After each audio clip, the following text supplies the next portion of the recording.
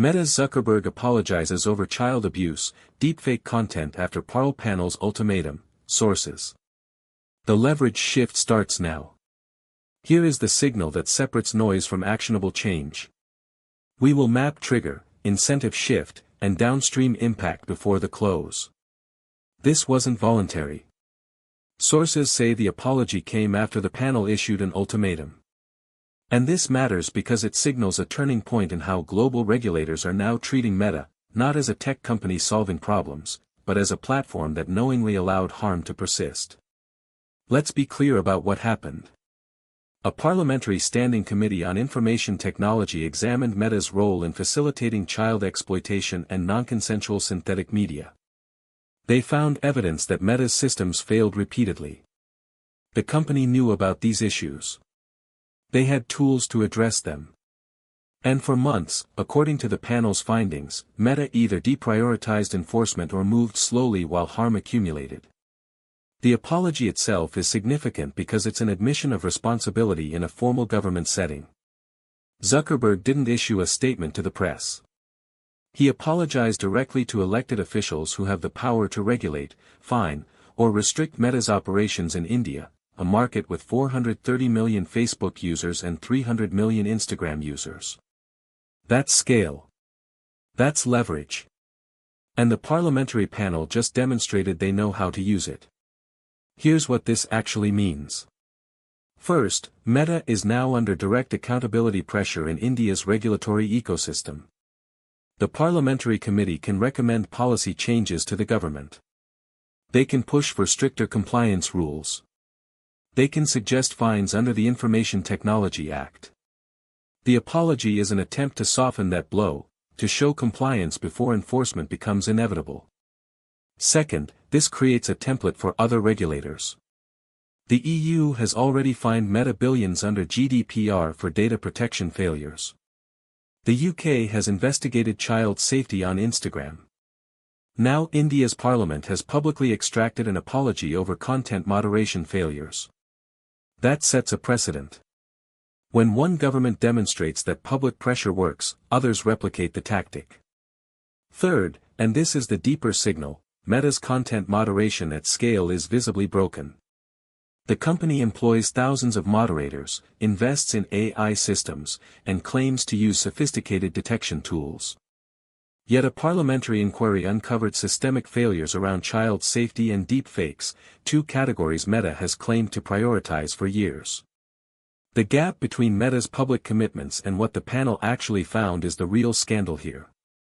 Now, what about deepfakes specifically? Meta's tools for detecting synthetic media remain weak. Deepfake videos and images spread on Facebook and Instagram. Some are used for harassment. Some are used for non-consensual intimate imagery. The panel appears to have documented specific cases where Meta's systems failed to catch or remove this content quickly enough. An apology doesn't fix the technology problem. It just acknowledges the failure. For creators and users in India, this matters because it signals that Meta will face stronger enforcement pressure going forward. That could mean slower content distribution if Meta tightens moderation thresholds. It could mean more removals of content that previously survived. It could also mean better protections if Meta actually upgrades its systems. The short-term friction is real. The long-term benefit depends on whether the apology translates to actual investment in safety infrastructure. For Meta as a company, this is a reputational cost and a regulatory risk that could compound. India's government has already shown willingness to pressure tech platforms. TikTok was banned in 2020. YouTube faces content removal demands regularly.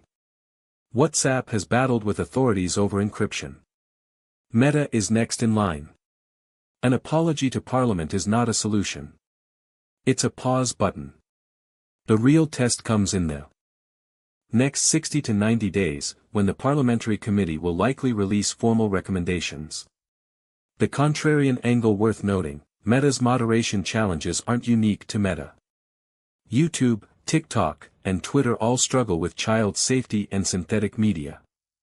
The difference is that India's parliament specifically targeted Meta, which suggests either the evidence against Meta was stronger, or Meta's response to prior inquiries was weaker than competitors. Either way, Meta is now the focal point of regulatory attention in one of the world's largest internet markets. What changes next? Watch for 3 signals. First, Meta will likely announce new policy commitments or moderation investments in India within the next 2 weeks, a preemptive move to show responsiveness. Second, the parliamentary committee will publish a formal report with specific findings and recommendations, probably within 30 days. Third, India's government will decide whether to pursue legislative action or rely on existing laws to enforce compliance. If you work in content creation, policy, or platform governance, this is instructive. It shows that scale alone doesn't protect a platform from regulatory pressure. Neither does profitability. What matters is demonstrating that you're actively protecting users from harm. Meta failed that test in India. Now the company has to rebuild credibility through action, not apologies. This story will shape how Meta operates in the coming months. Follow the parliamentary committee's final report. Track Meta's public commitments in India. And watch whether other governments use this as a playbook for extracting concessions from tech platforms. That's where the real momentum is. For deeper analysis on how this affects platforms, creators, and regulators, head to atlassignal.in. Subscribe to stay ahead of regulatory shifts that reshape how the internet works. Mark Zuckerberg just apologized to an Indian parliamentary panel over child abuse material and deepfakes on Meta's platforms, after the panel issued an ultimatum. This wasn't a PR statement. It was a direct admission to elected officials who control 430 million Indian users. What matters? Meta's content moderation failed at scale, and now India's government has a template to regulate the company. Expect stricter enforcement, policy changes, and new investment commitments from Meta within weeks. For creators and users, this means tighter moderation thresholds short-term, better safety tools long-term. For Meta, it's a regulatory pressure point that other governments will replicate. The real test comes when Parliament releases its formal recommendations. This changes how Meta operates in Asia's largest internet market. Focus on 3 layers: immediate trigger, structural incentive shift, and downstream effects on operators, users, and regulators.